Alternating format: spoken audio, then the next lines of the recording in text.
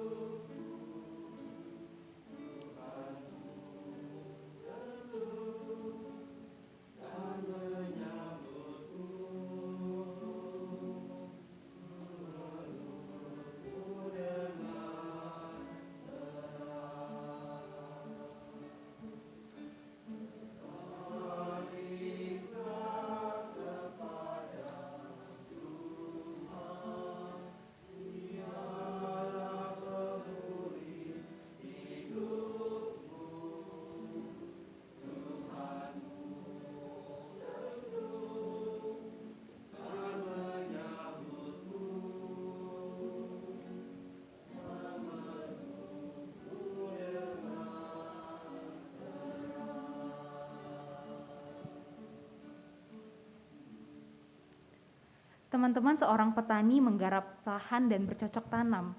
Ia melakukannya setiap hari ke ladang. Ia merawat tanaman-tanamannya, baik itu panas, baik itu hujan. Ia melakukannya setiap hari dan menanti hasilnya, bukan karena ia kekurangan kebutuhan, tapi karena ia memang menyukai tanaman tersebut. Kalau kita pikir-pikir, terlebih Allah kita. Allah kita adalah Allah yang terus menanti, Allah yang tidak pernah bosan mendengar kita. Ia bahkan terus mendengar kita dalam keluh kesah kita, memelihara kita, membuka tangannya kepada kita. Dan saat ini, ia pun memanggil kita ke dalam persekutuan yang kudus di lengan dia. Untuk itu mari dengan berdiri, saat ini kita akan datang ke hadiratnya dan memuliakan, memuji namanya. Muliakan Allah Bapa.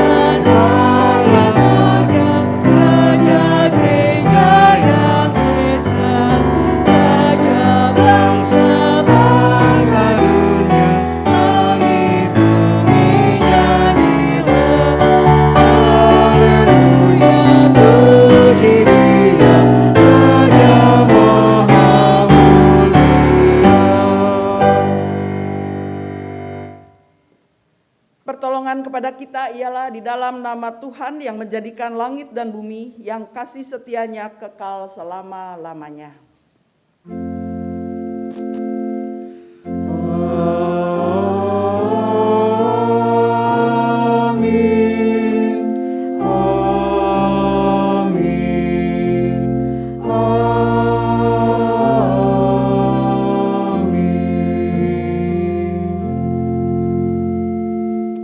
karunia dan damai sejahtera dari Allah Bapa kita dan dari Tuhan Yesus Kristus menyertai saudara. Dan menyertai saudara juga. Silakan duduk teman-teman. Kalau teman-teman tadi datang dan melihat slide yang ada di depan, mungkin teman-teman sudah tahu gitu ya apa tema kita hari ini. Tema kita adalah pertobatan yang menghasilkan buah. Yohanes kala itu juga pernah berseru di padang gurun dan mengatakan, "Jadi hasilkanlah buah yang sesuai dengan pertobatan." Artinya, selain menyadari sikap hidup kita yang mungkin keliru, kita pun dipanggil untuk terus berproses. Kita dipanggil untuk menjadi pribadi yang semakin serupa dengan Yesus Tuhan kita.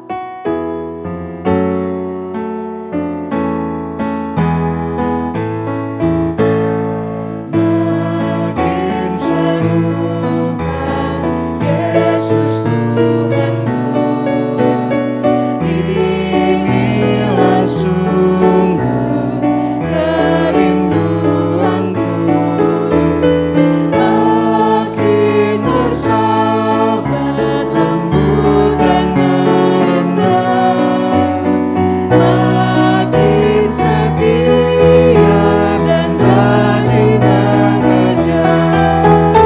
Ya Tuhanku, ku berikan padamu hidup penuh dan hatiku segar. Hapuskanlah semua dosaku, jadikanlah ku milikmu tetap.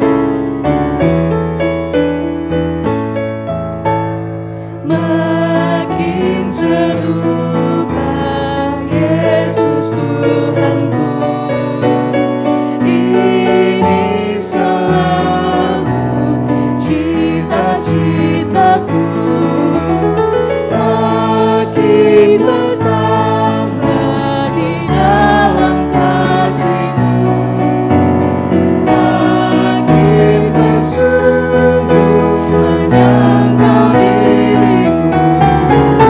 Ya Tuhanku, ku berikan padamu hidup penuh dan hatiku segar.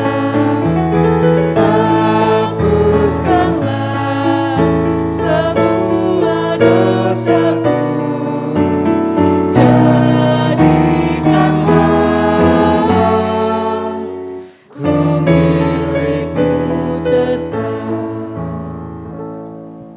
Sebagai pemuda-pemudi Kristen, kita sungguh mengamini dan kita benar-benar berharap gitu ya ketika kita mengatakan bahwa kerinduanku adalah untuk semakin serupa dengan Yesus.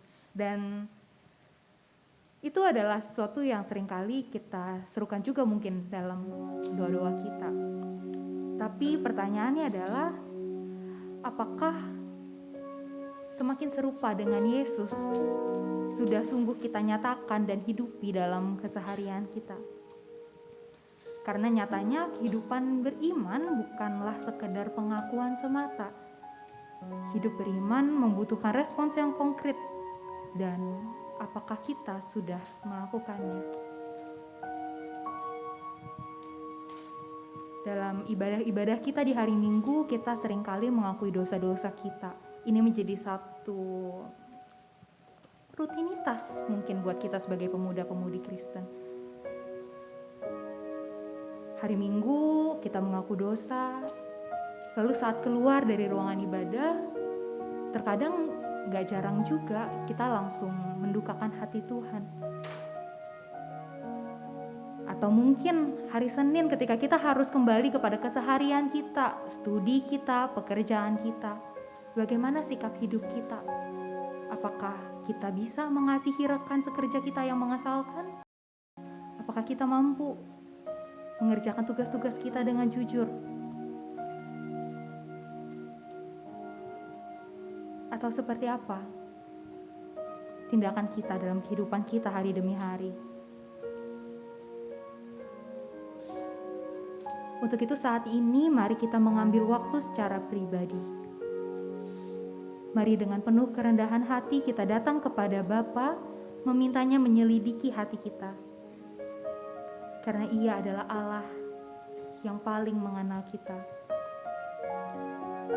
Sambil mengiringi perenungan kita pada pagi hari ini, kita akan mengangkat pujian Selidiki Aku.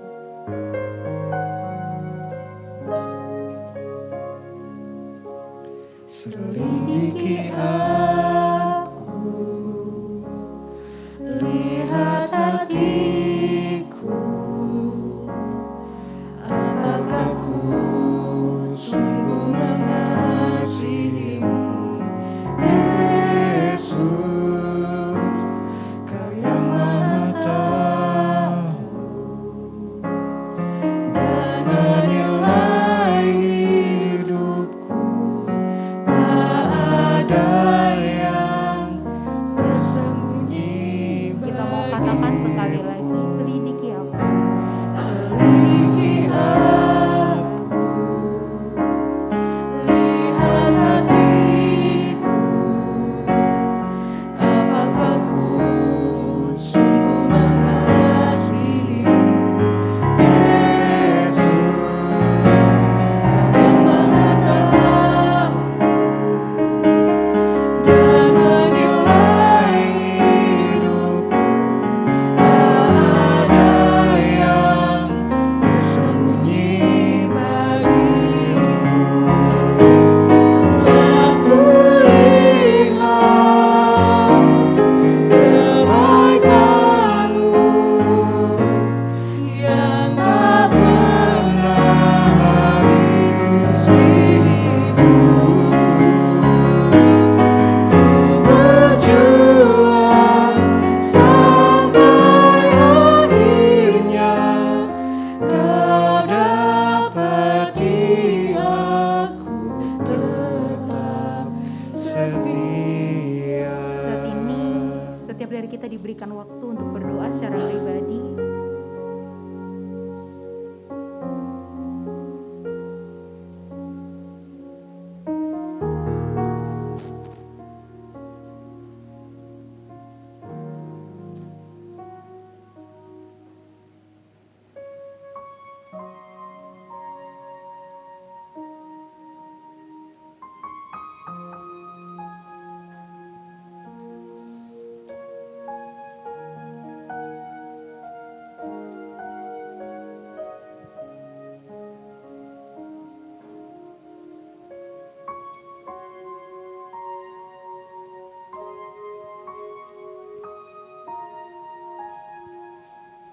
Ini kami anak-anak-Mu ya Tuhan. Sebagai manusia, kami tahu bahwa kami tidak luput dari dosa. Seringkali kami mengecewakan Tuhan, kami mendukakan hati Tuhan. Seringkali pertobatan yang kami lakukan mungkin hanya menjadi kata-kata semata dan tidak menghasilkan buah yang berkenan di hadapan-Mu. Tapi kami datang kembali, kami mengakui segala dosa dan kesalahan yang telah kami lakukan. Kiranya Engkau mengampuni dan berkenan untuk memulihkan, menyucikan kami. Hanya di dalam nama Kristus Yesus, Tuhan dan Juru Selamat kami yang hidup, kami berdoa. Amin. Kita mau angkat pujian ini sekali lagi. Dengan lebih bersungguh-sungguh kita katakan, selidiki aku. Selidiki aku, lihat hatiku, apakah ku sungguh mengasihimu, Yesus, Kau yang Maha Tahu dan menilai hidupku. Tak ada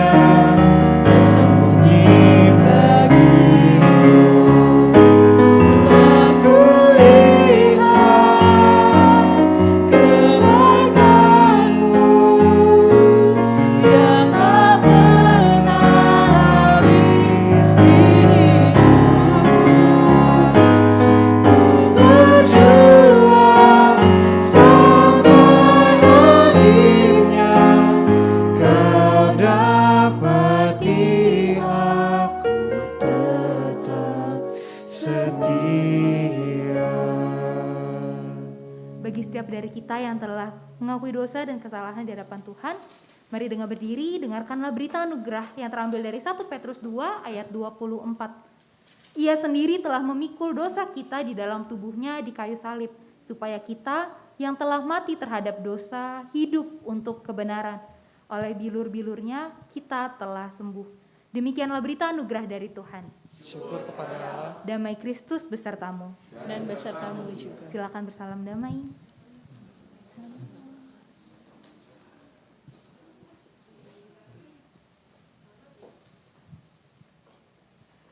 Teman-teman, kita bersyukur bahwa tidak ada Allah seperti Allah kita, yang sekalipun kita berdosa, Ia tetap rela untuk mati dan menebus kita. Mari dengan penuh ungkapan syukur kita berseru dan mengatakan bahwa Tuhan adalah keselamatanku.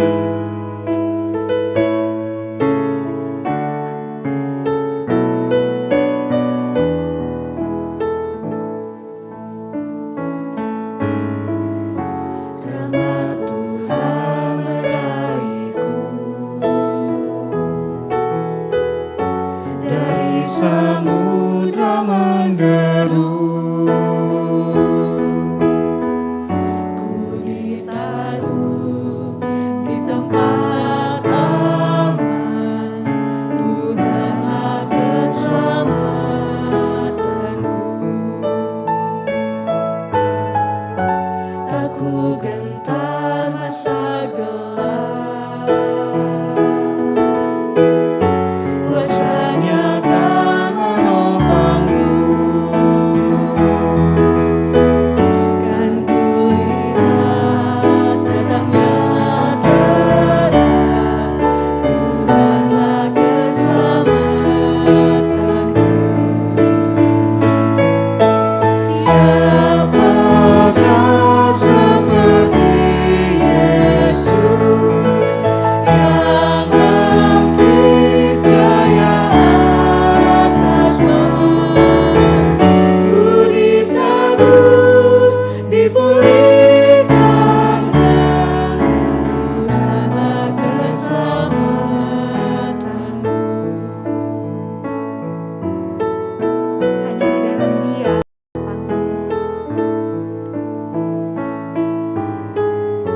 Di dalamnya harapanku, yang menggenapi janji-Nya. Kabut sirna berganti cara, Tuhanlah keselamatanku. Kala meratap menanti di masa duka dan sepi, anugerah-Nya meliputiku, Tuhanlah keselamatanku. Siapakah seperti Yesus yang bangkit jaya atas maut? Ku ditebus, dipulihkannya, Tuhanlah keselamatanku.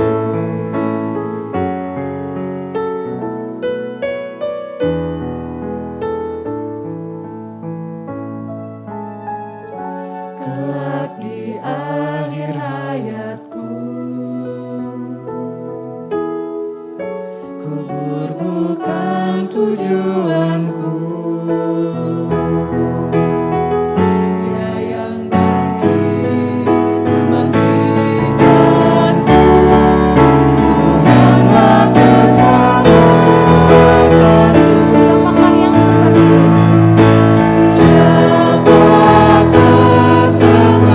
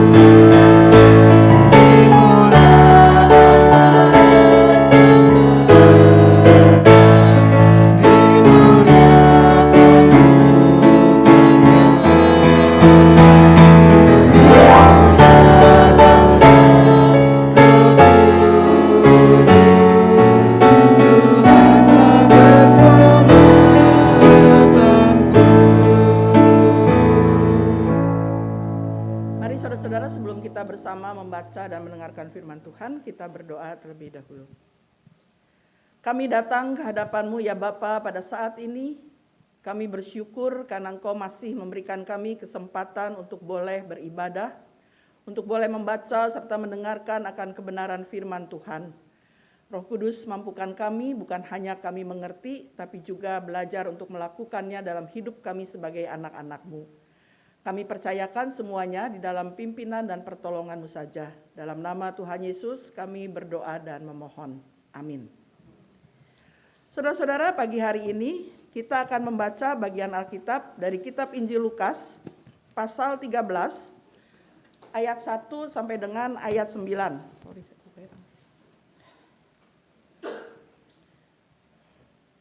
Lukas pasal 13 ayat 1 sampai dengan 9 dikatakan demikian. Pada waktu itu datanglah kepada Yesus beberapa orang membawa kabar tentang orang-orang Galilea yang darahnya dicampurkan Pilatus dengan darah korban yang mereka persembahkan. Yesus menjawab mereka, "Sangkamu orang-orang Galilea ini lebih besar dosanya daripada dosa semua orang Galilea yang lain karena mereka mengalami nasib itu? Tidak, kataku kepadamu. Tetapi jikalau kamu tidak bertobat, kamu semua akan binasa atas cara demikian.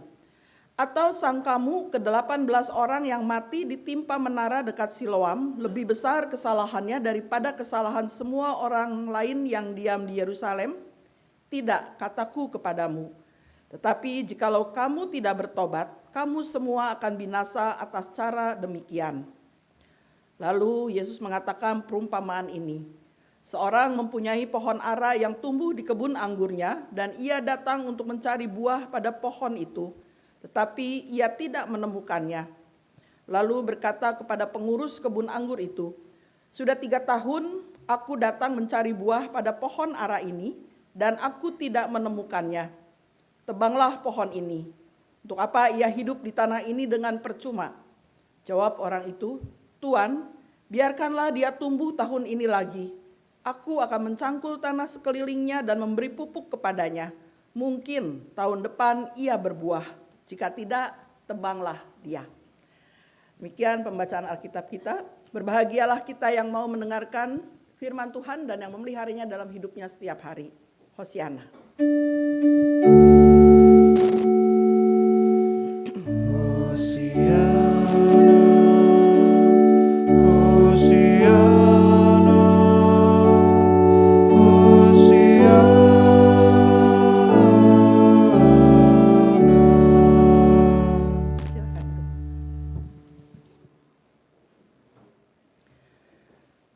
Saudara-saudara yang Tuhan kasihi, kalau kita melihat tema kita, boleh dibilang ada sebab dan akibat gitu ya, ada sebab dan akibat, yaitu tentang pertobatan. Bukan hanya sekedar bertobat, artinya harus ada buah dari pertobatan. Seperti tadi dikatakan di awal ya, bahwa Yohanes pernah mengatakan, "Dan hasilkanlah buah pertobatan itu." Nah, tetapi saudara-saudara, dalam dunia yang sudah semodern ini pun, tidak jarang orang masih sering mengait-ngaitkan sebuah peristiwa, ya, sebuah kejadian baik secara umum ataupun pribadi dengan dosa. Ya, karena itu nggak aneh kalau mendengar, kemudian kita sering mendengar orang mengatakan, "Punya dosa apa sih kamu? Punya dosa apa sih mereka sampai mengalami yang seperti itu?" Padahal zaman modern seperti ini ya, masih mengait-ngaitkan semua pokoknya yang jelek itu dengan dosa, dengan kesalahan.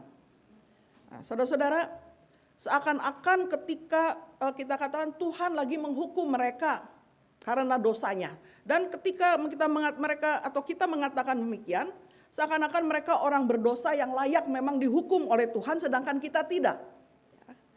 Kita lagi mengatakan saya nggak dosa, makanya saya nggak dihukum. Itu yang berdosa. Nah, saudara, karena itu ketika hal buruk terjadi, kita atau banyak orang mulai menghubung-hubungkan dengan hukuman Tuhan. Atau ketika hal baik terjadi, juga menghubung-hubungkannya dengan pemberian dan anugerah Tuhan. Saudara, masalahnya apakah benar hanya seperti itu?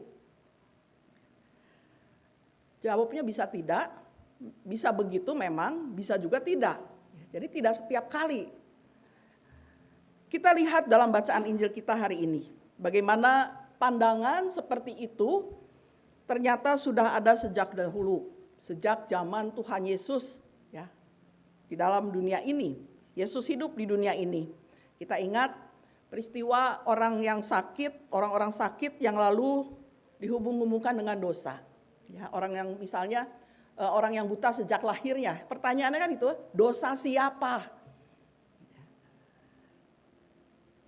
Jadi dihubung-hubungkan dengan dosa. Tapi apakah benar bahwa setiap bencana itu merupakan hukuman dari Tuhan? Apakah benar bahwa ketidakberuntungan, kesusahan, penderitaan, sakit yang tak kunjung sembuh adalah hukuman Tuhan? Dalam Injil Lukas yang kita baca tadi juga mengatakan hal yang sama, walaupun tidak terang-terangan nanya kalau mereka mengalami itu karena mereka adalah orang-orang berdosa, karena mereka adalah orang-orang jahat.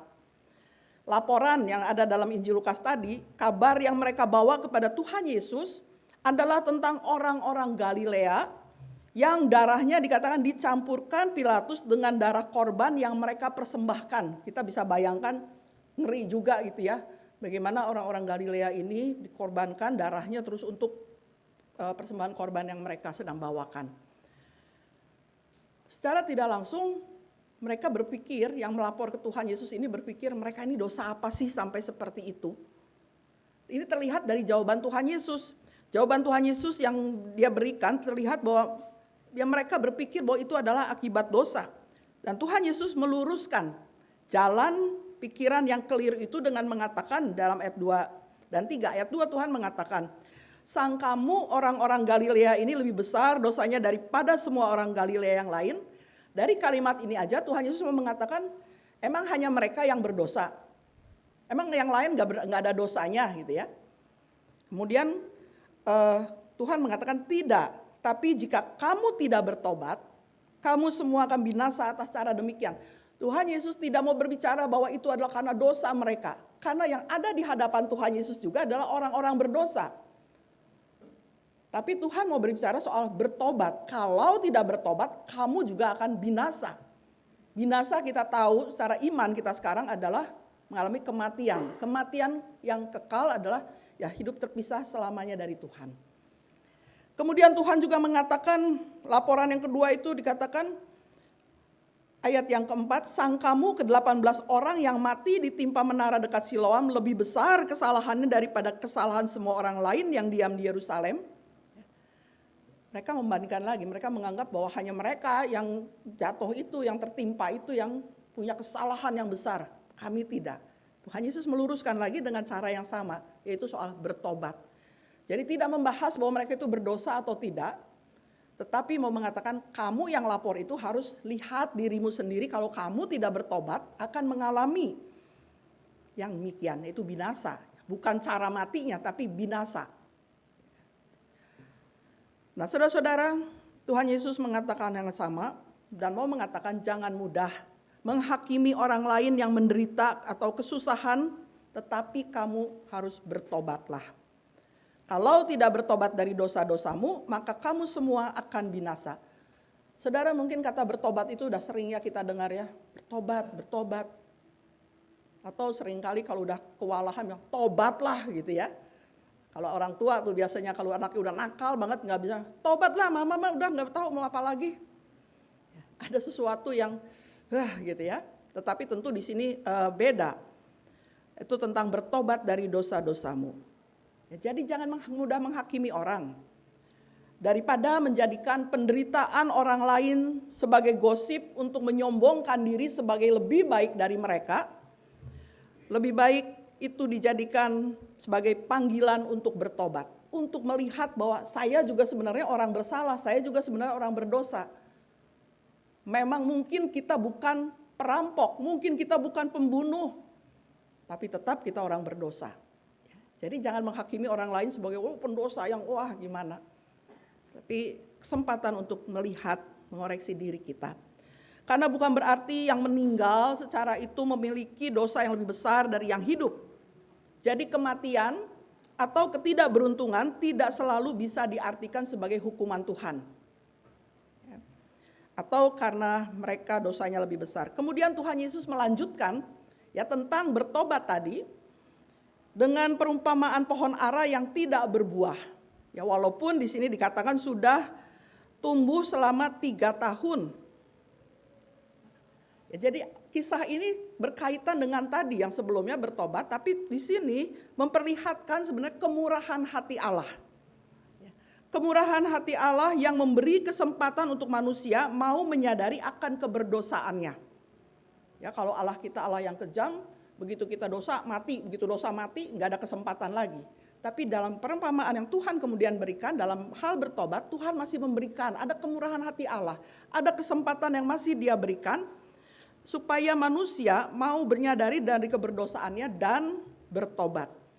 Artinya kita tahu ya, bertobat itu mengakui kesalahannya, kemudian menyesali dan berusaha untuk tidak melakukan hal yang sama. Bertobat bukan hanya di mulut, bukan hanya sekedar tadi mengatakan saya bertobat, tapi pertobatan yang nyata. Pertobatan yang nyata inilah yang dikatakan yang menghasilkan buah. Ya, nyata. Ya, kalau dikatakan saya bertobat tapi perbuatannya masih sama seperti dulu, ya artinya ya nggak ada nyatanya apa gitu ya. Jadi kalau bilang bertobat artinya ada perubahan sikap hidup. Ya, jadi itu yang dikatakan bukan omdo, bukan omong doang. Jangan, saya seringkali menggambarkannya, jangan seperti anak kecil yang mainannya diambil oleh mamanya karena berantem dengan saudaranya, dengan adiknya atau kakaknya, ambil mainannya, terus karena dia masih pengen mainan itu dia bilang maaf ma, iya nggak ribut lagi, enggak maaf, supaya dikasih lagi mainannya. Sudah dikasih mainannya, nggak lama ribut lagi, rebutan lagi. Nah, itu ya kalau bertobatnya tadi hanya di mulut, nggak ada perubahan. Tuhan mengampuni, tapi ya itu lagi, gitu ya, sebentar ribut lagi. Menghasilkan buah pertobatan, itulah yang Allah inginkan. Ketika Ia menunjukkan belas kasih dan kemurahannya kepada kita dengan masih memberikan kesempatan. Ia ingin ada perubahan sikap dan cara berpikir kita. Jadi kalau saya kadang-kadang heran kalau orang masih bertanya, terus kalau ada orang yang udah bertobat tapi melakukan lagi itu gimana? Saya kadang-kadang berpikir, ya nggak usah ditanya lah, kita harus tahu sendiri apa sih makna kalau kita bilang kita bertobat. Kalau sih mau melakukan lagi, udah tahu salah, dilakukan lagi, artinya kita nggak bertobat namanya. Ya, kadang kita masih mau melakukan, tapi kalau kita katakan saya bertobat dan mau menjadi lebih baik, tentu kita berusaha, kita akan berjuang. Dan waktu inilah yang Tuhan berikan di mana proses ini akhirnya kita bisa menghasilkan buah-buah pertobatan tadi. Kita akan menjadi lebih baik. Yang tadinya mungkin sering omong kasar, kita mulai hilang kata-kata kasar kita. Itu berupa pertobatan juga. Ya, kalau tadi sering menyakiti hati orang dengan kata-kata kita menyadari bahwa ya itu ternyata nggak boleh, saya bertobat tidak lagi mau mengatakan itu. Sekali kedua kali mungkin masih selip ya, sering kali kita masih kepleset. Tapi itu kata sebuah proses, kalau kita bertobat bukan berarti langsung baik 100% enggak. Tapi kita berusaha meninggalkan yang lama ini, yang kebiasaan-kebiasaan yang sekarang kita tahu bahwa itu tidak baik. Ya, kita berubah, itu yang dikatakan bertobat. Jadi tadi yang saya bilang, kalau orang bilang kau terus melakukan lagi, ya kalau saya selalu ya pikir aja sendiri gitu ya. Itu benar nggak yang dinamain pertobatan? Itu benar nggak yang dinamain bertobat? Ya, itu namanya kalau Alkitab bilang kan mencobai Tuhan. Benar, Tuhan pemurah, Dia penyayang, Dia pengasih, panjang sabar. Tetapi kalau kita terus-menerus melakukannya, artinya kita sendiri yang bodoh. Kita yang tidak menyadari kesempatan yang Tuhan berikan kita sia-siakan dengan pemikiran tadi Tuhan ngampunin ketika kita buat jahat. Habis waktunya. Ya, jadi kita tidak usah bertanya kalau kita udah bertobat tapi lakuin lagi. Ya, melakukan sekali dua kali mungkin itu dalam sebuah proses. Tapi kalau selamanya kita anggap sebagai ya nggak apa-apalah Tuhan ngampunin, itu yang jadi salah. Nah, saudara-saudara yang Tuhan kasihi, kesempatan yang Tuhan berikan tadi katakan Dia ingin perubahan sikap dan cara berpikir kita supaya tadi kita mengalami perubahan dalam hidup, memiliki belas kasihan terhadap sesama kita. Ya, itu dikatakan tidak ada sebuah hal-hal yang nyata.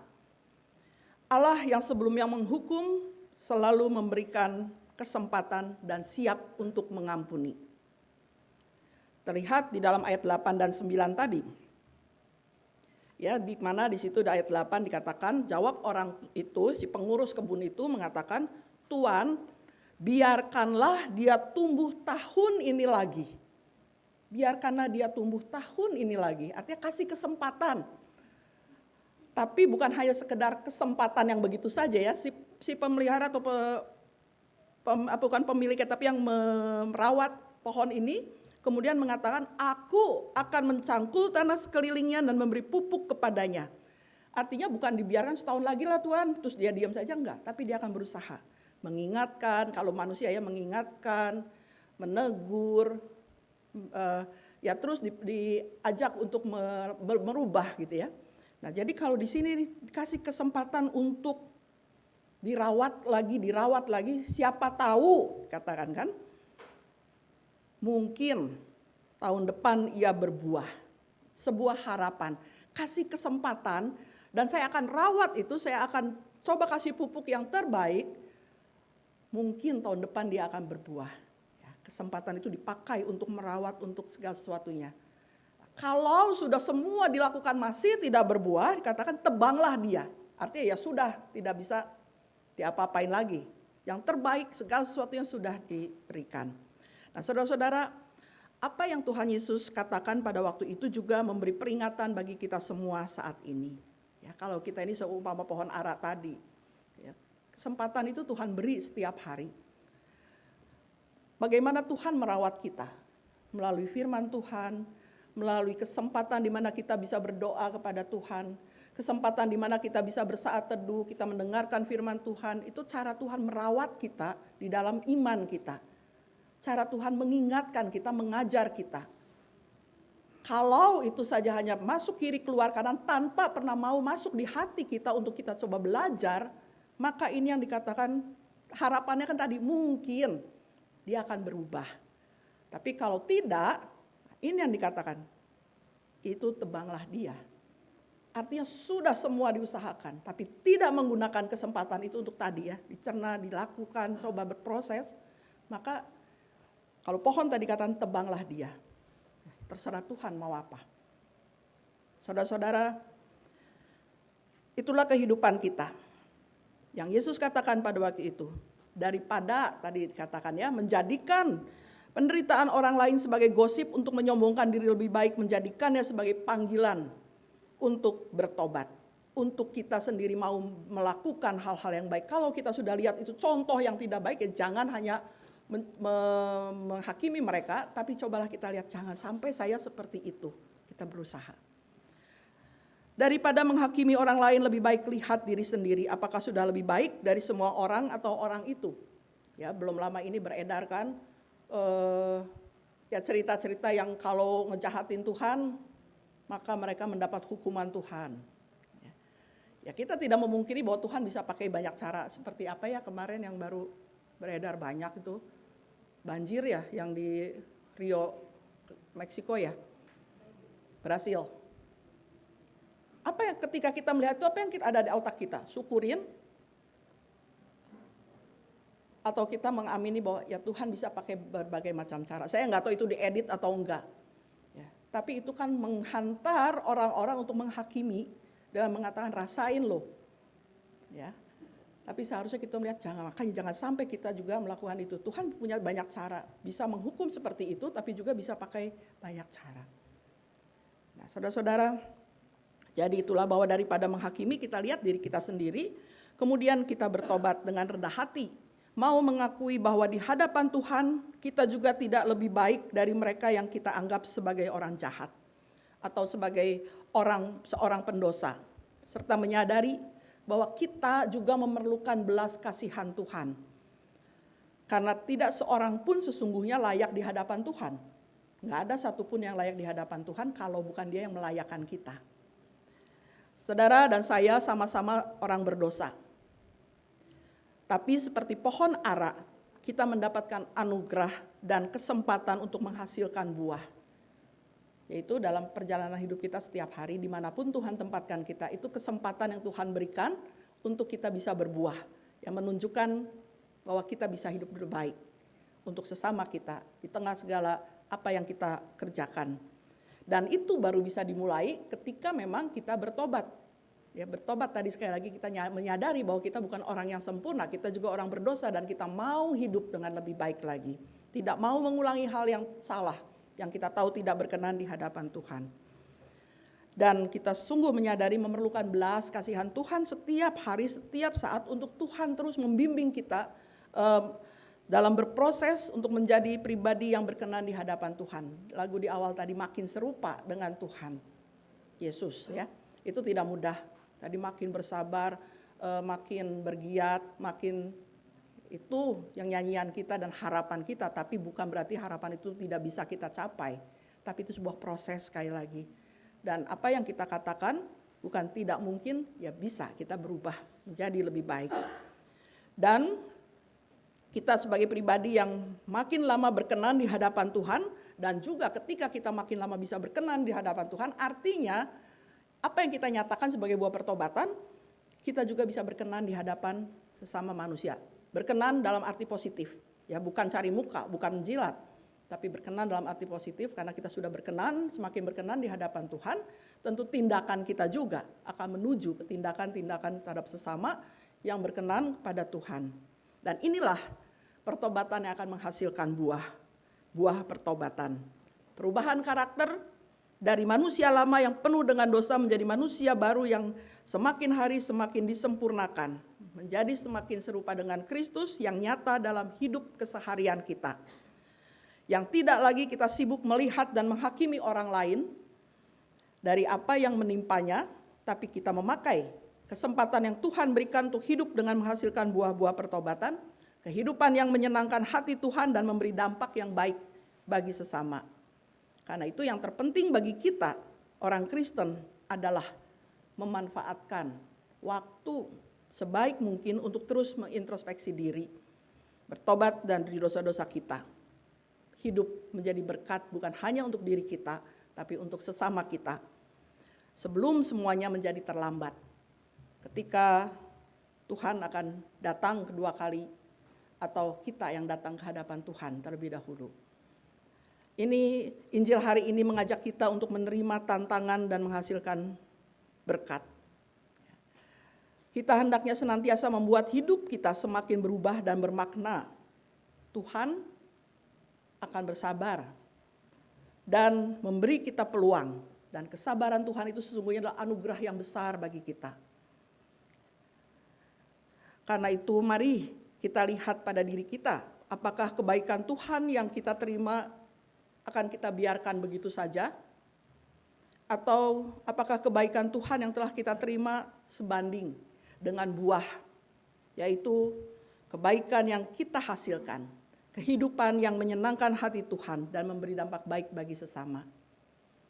Kita bisa melihat dalam kehidupan perjalanan hidup kita masing-masing setiap hari, apa yang lebih banyak, kita lebih mudah menghakimi orang atau kita mau terus berproses ke arah yang lebih baik tadi, mengisi waktu yang Tuhan percayakan pada kita.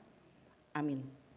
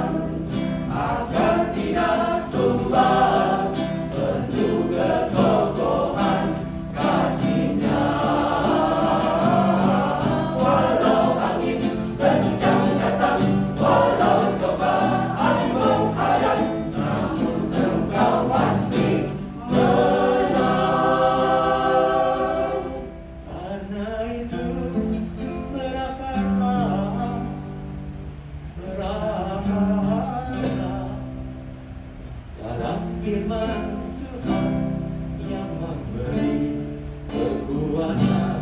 Karena itu berakar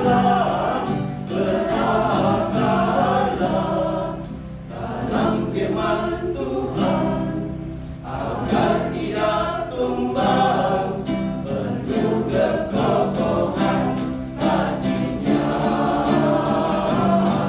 Walau angin kencang datang, walau cobaan menghadang, namun engkau pasti menang.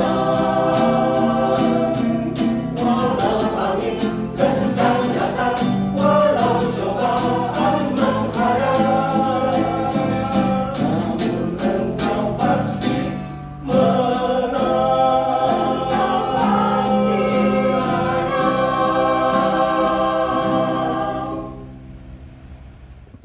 Marilah kita bangkit berdiri. Bersama dengan gereja di segala abad dan tempat, marilah kita mengikrarkan pengakuan iman seturut dengan pengakuan iman rasuli yang berbunyi demikian. Aku percaya kepada Allah, Bapa yang Maha Kuasa, Khalik langit dan bumi, dan kepada Yesus Kristus, Anak yang tunggal Tuhan kita, yang dikandung dari Roh Kudus, lahir dari anak darah Maria, yang menderita sengsara di bawah pemerintahan Pontius Pilatus, disalibkan, mati dan dikuburkan, turun ke dalam kerajaan maut. Pada hari yang ketiga, bangkit pula dari antara orang mati, naik ke sorga, duduk di sebelah kanan Allah, Bapa yang Maha Kuasa, yang akan di sana yang akan datang, untuk menghakimi orang yang hidup dan yang mati. Aku percaya kepada Roh Kudus, gereja yang kudus dan am, persekutuan orang kudus, pengampunan dosa, kebangkitan orang mati, dan hidup yang kekal. Amin. Mari akan duduk.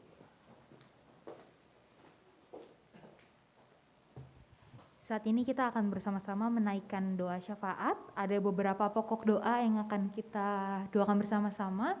Yang pertama, kita bersama-sama berdoa untuk setiap dari kita yang sudah mendengarkan firman, supaya tidak hanya mendengarkan tapi juga bisa menjadi pelaku firman. Dan juga yang kedua, kita bersyukur untuk teman kita Mariska yang berulang tahun tanggal 10 kemarin. Yang ketiga, kita juga bersama-sama berduka cita atas berpulangnya Koko dari Reni di tanggal 10 kemarin. Yang keempat, berdoa untuk Mama dari Yogi dan Wahyu yang sedang diopname karena sakit. Juga berdoa untuk kesehatan, keluarga, pekerjaan, dan pelayanan bagi Komisi Pemuda GKI Samanhudi untuk rangkaian kegiatan Pasca 2023, dan yang terakhir untuk bangsa dan negara, terkhusus untuk kondisi politik jelang pemilu, ekonomi, dan juga sosial. Mohon kesediaan Bu Lucia untuk mendoakan.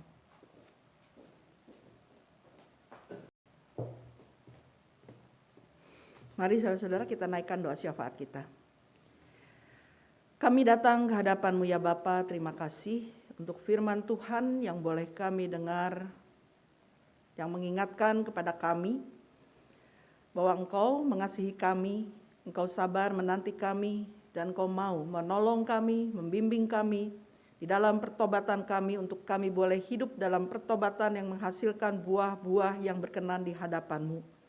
Ya Bapa, kami percayakan hidup kami ini di dalam pimpinan-Mu saja, di dalam penyertaan-Mu, sehingga di saat kami menjalani hidup yang penuh dengan tantangan, Tuhan yang memampukan kami, memberikan kami kekuatan, dan tetap kami bersemangat untuk melakukan apa yang Tuhan kehendaki untuk kami lakukan. Bapa, pada saat ini kami juga berdoa bagi saudara kami Mariska yang boleh Kau tambahkan 1 tahun dalam usianya di tanggal 10. Kami bersyukur ya Bapak, karena berkat Tuhan juga Mariska boleh terus bertumbuh di dalam hidupannya, di dalam pelayanan mungkin yang dilakukannya juga dalam tengah keluarga. Di dalam berkat Tuhan, Mariska boleh menjalani kehidupan ini dengan lebih baik dan berkenan di hadapan-Mu. Dan Tuhan juga berkati apa yang menjadi rencananya, harapannya, segala sesuatunya boleh terpenuhi sebagaimana yang Tuhan kehendaki saja. Terima kasih ya Bapak. Kami juga mendukung dalam doa untuk saudara kami Reni yang tengah berduka karena Koko yang dikasihinya sudah boleh Tuhan panggil untuk pulang ke rumah Bapak. Kiranya Tuhan juga yang memberikan kekuatan, hiburan bagi Reni bersama dengan keluarga besarnya ya Bapak, sehingga peristiwa kedukaan ini tidak melemahkan, tapi justru mengingatkan bahwa bersyukur untuk setiap orang yang percaya kepadamu, sudah boleh memiliki janji yang Engkau berikan, dan Engkau juga memberikan kekuatan, tambahan, penghiburan bagi Reni dan keluarga.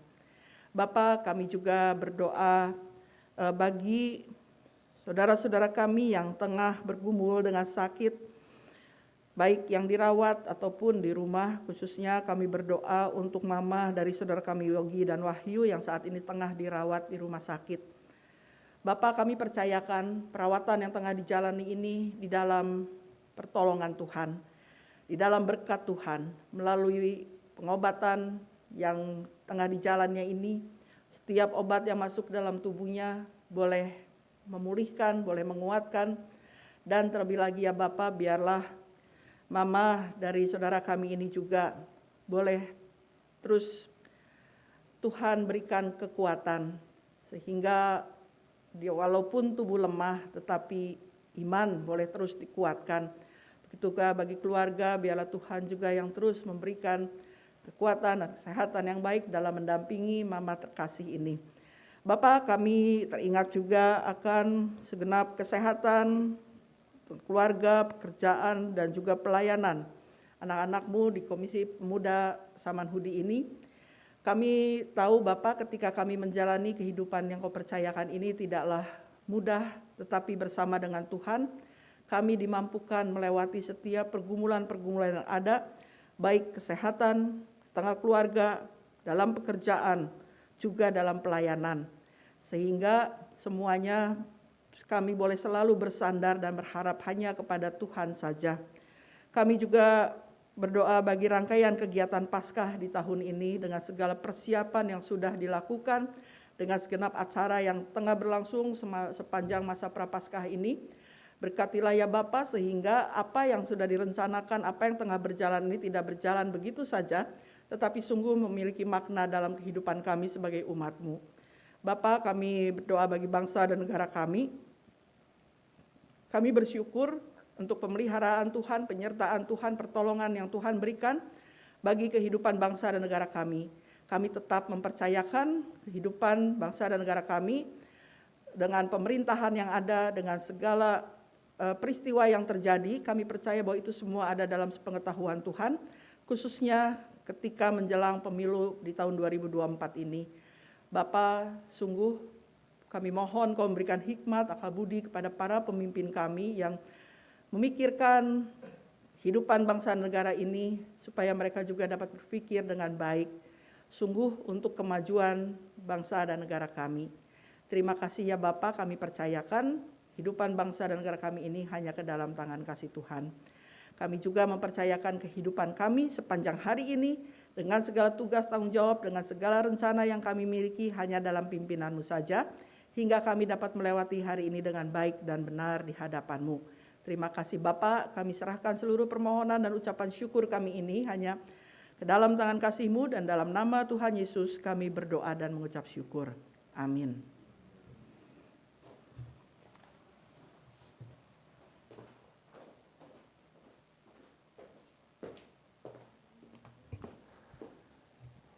Marilah kita mengungkapkan rasa syukur kita dengan memberikan persembahan kepada Tuhan.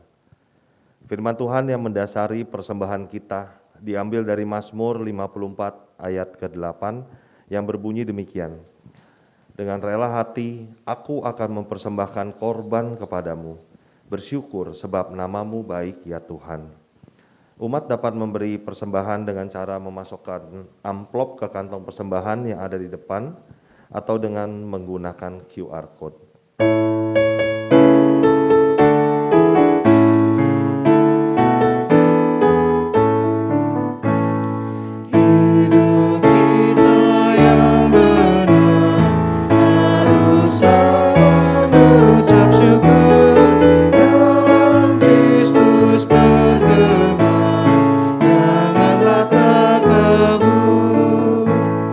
Dalam susah pun senang.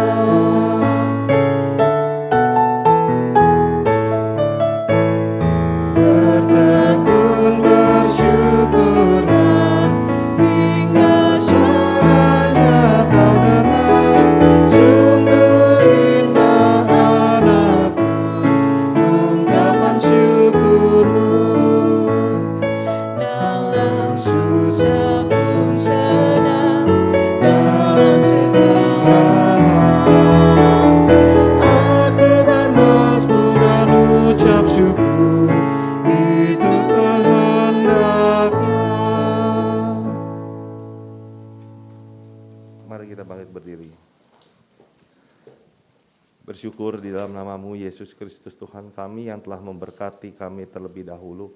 Kami berterima kasih atas kesempatan yang baik pada pagi hari ini di mana kami telah membawa persembahan kami. Kuduskanlah, sucikanlah persembahan ini yang kami sadari Tuhan berasal dari-Mu juga.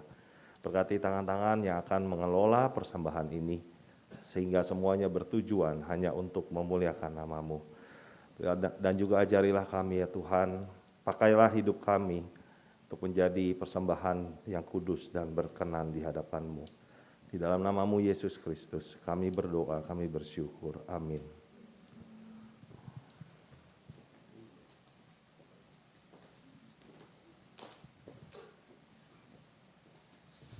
Ya teman-teman, melalui firman hari ini kita bersama diingatkan bahwa oleh karena kemurahan Allah, setiap hari kita diberi kesempatan untuk boleh mewujudkan pertobatan kita. Untuk itu maukah kita menggunakan kesempatan yang ada untuk berubah, bukan untuk berfokus menghakimi orang lain, tetapi untuk semakin serupa dengan Allah. Untuk itu hari setelah ibadah ini kita kembali ke jalannya dan menyatakan buah pertobatan kita hari demi hari. Kita akan angkat pujian, lama ku enggan mengikut jalan Tuhan.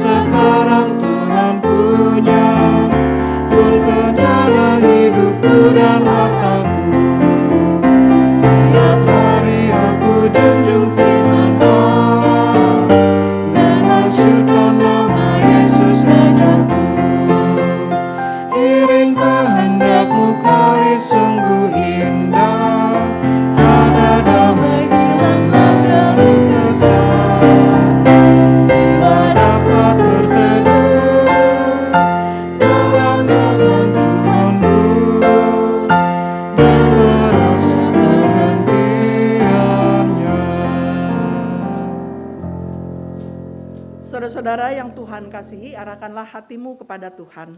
Kami mengarahkan hati kami kepada Tuhan. Jadilah saksi Kristus. Syukur kepada Allah, Terpujilah Tuhan. kini dan selamanya. Terimalah berkat Tuhan. Tuhan memberkati engkau dan melindungi engkau. Tuhan menyinari engkau dengan wajah-Nya dan memberi engkau kasih karunia. Tuhan menghadapkan wajah-Nya kepadamu dan memberi engkau damai sejahtera.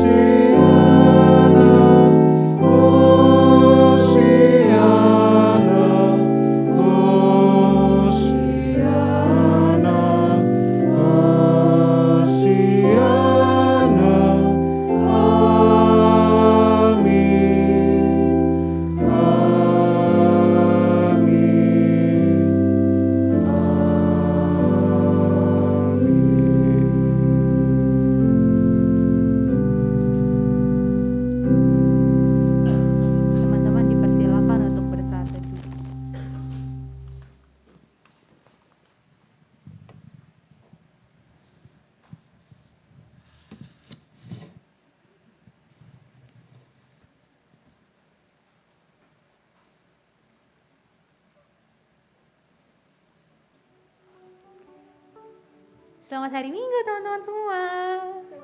Suaranya begitu ya. Selamat hari Minggu. Iya, kita bersyukur ibadah kita sudah selesai. Tapi jangan pulang dulu, jangan kemana-mana karena ada beberapa pengumuman. Yang pertama, selamat datang untuk yang baru pertama kali datang. Adakah yang baru pertama kali hadir di ibadah pemuda hari ini?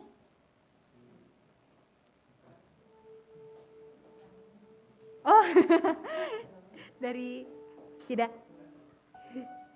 Oke, nggak ada ya. Jadi kalau gitu selamat datangnya untuk kita semua aja deh.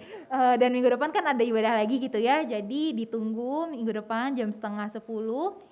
Untuk minggu depan temanya adalah Infinity Love, dibawakan oleh Pendeta Emeritus Dianawati dari GKI Nurdin. Pelayannya sebagai berikut. Dengan penatua Agus Nugroha, terus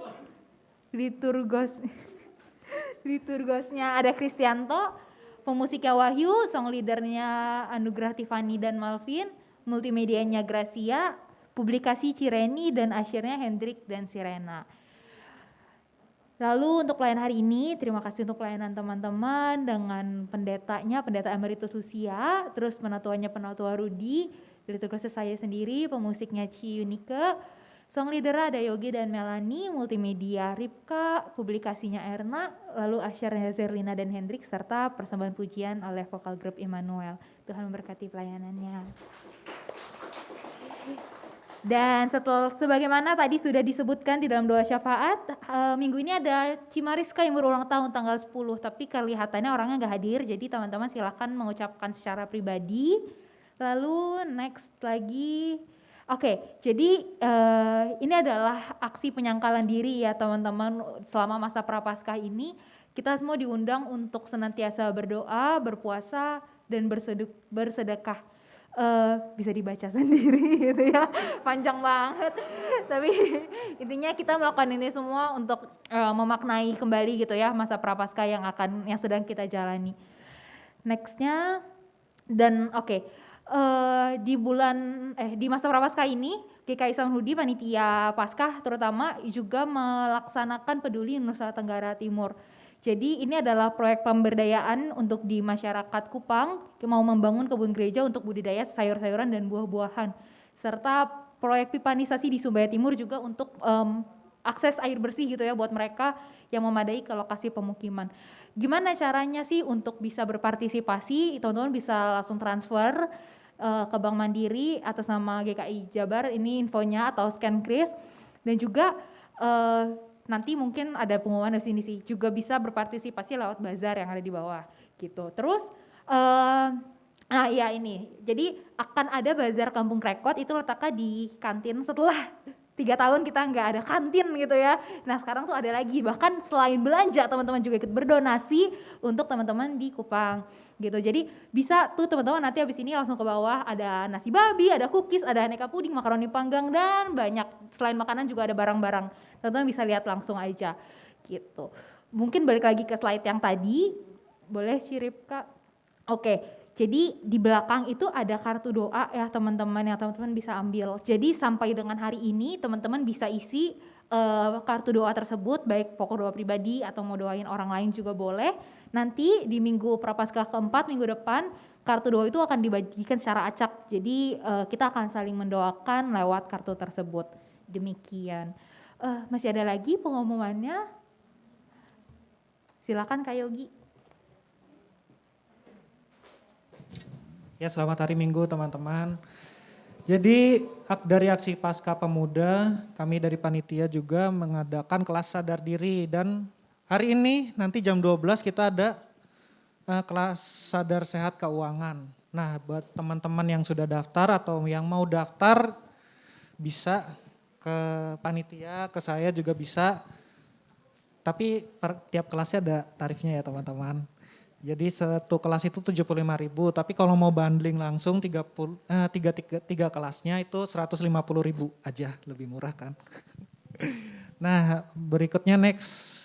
Nah kami juga masih menerima volunteer ya yang mau membantu di seminar ekologi, karena seminar keuangan udah ditutup.